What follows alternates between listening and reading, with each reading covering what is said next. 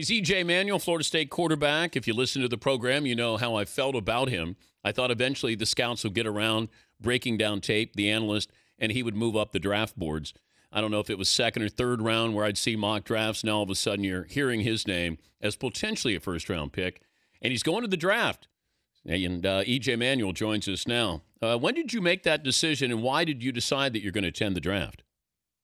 Well, first I want to thank you for having me on, Mr. Patrick. But I think I made the decision fairly early on in the process. I got the call, I want to say mid-March, and it was kind of a no-brainer for me. That was one of my bigger goals going into this whole pre-draft process of, getting an invite to New York, and it was an easy decision for me to make. You follow the mock drafts? I don't, no sir. Really? No sir. I'd probably go crazy if I did, man. I mean, because some team or some drafts have me going high, some drafts have me going third, fourth round. So it's crazy, man. I mean, what I really listen and pay attention to are the people who really matter. As far as the GMs, those guys who are really making the decisions, and I guess I'll find out on Thursday. Okay, but what are they saying to you? Do you expect to be a first-round draft pick?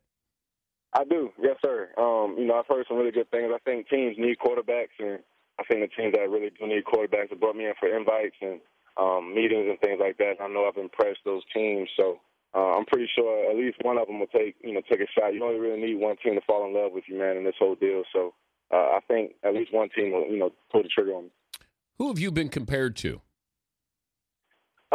I compare myself to Ben Roethlisberger and Colin Kaepernick, first off, but I think the comparison has been, I know when I met with Coach Gruden, he was comparing me to Dante Culpepper. I've been compared to numerous guys, man, who have the throwing ability as well as the running ability. So, well, when you sit down with Gruden, how intimidating was that?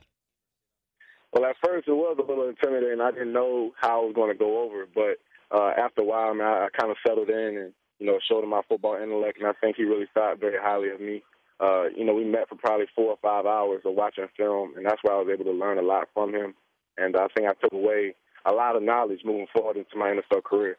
He's E.J. Manuel, the former Florida State quarterback, joining us, Dan Patrick Show. How's your mom? She's doing a lot better. Thanks for asking. She's been back working for the past 3 weeks, and her hair is growing back, and she's getting back to her full strength and her normal routine before she had to go through the chemotherapy. So I'm extremely proud and happy for my mom, and I appreciate you asking. Your reaction when you first heard that your mom had cancer? I was numb. I think when she first told me, I kind of didn't want to believe it. My mom and dad are my true heroes in my life because they made so many sacrifices for my sister and I. But when she told me, obviously I knew my mom wouldn't joke around about something like that. So in the beginning, it was kind of a hard pill to swallow, but I think she helped me the most by just sounding, encouraging when I would talk to her on the phone, and she kind of let me know that she was going to be all right. How tough is it to play at a high level when you know that your mom's going through that?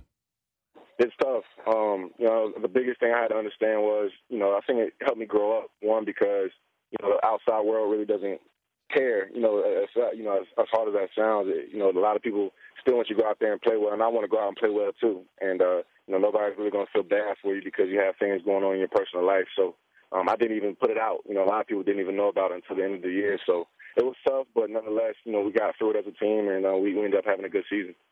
You run a 4.7 40. I've said all along, I don't know what those times really mean. I just need to know.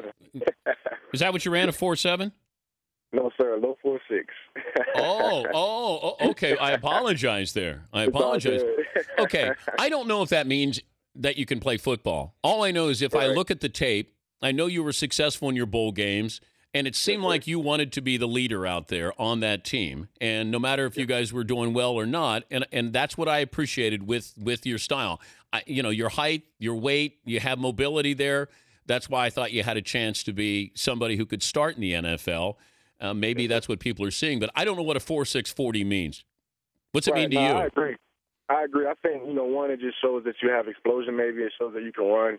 I think it's a good measurable up against other guys.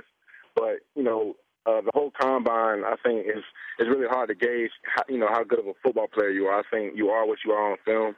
I think when you have opportunity to, talk with coaches and show them your mental approach to the game as far as how much you know about football, concept passing-wise, and protections and all those kinds of things you have to do, in the NFL to be successful at quarterback. So I think that's really why I've risen my draft stock so high the past couple months, is just showing that I'm a smart guy as well.